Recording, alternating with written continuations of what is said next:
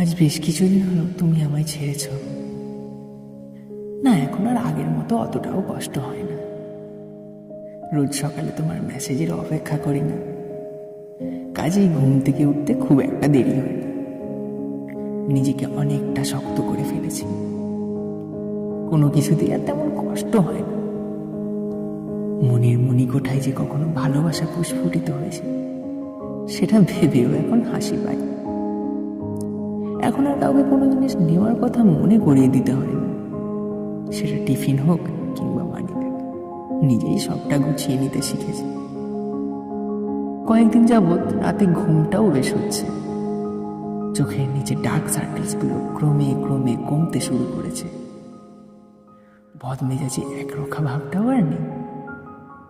কারোর প্রতি ভালোবাসা বা রাগ কোনো কিছুই আর আসে না।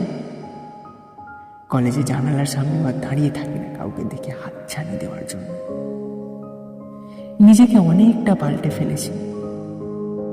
এখন আমার বেশিরভাগ সময়টা লিখে লিখেই কাটিয়ে দিই।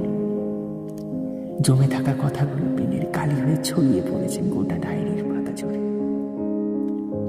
আজ বেশ কিছুদিন হলো তুমি হারিয়ে গিয়েছো ভালোবাসার শহর ছেড়ে, ভালো থাকার শহর, অনেক দূর।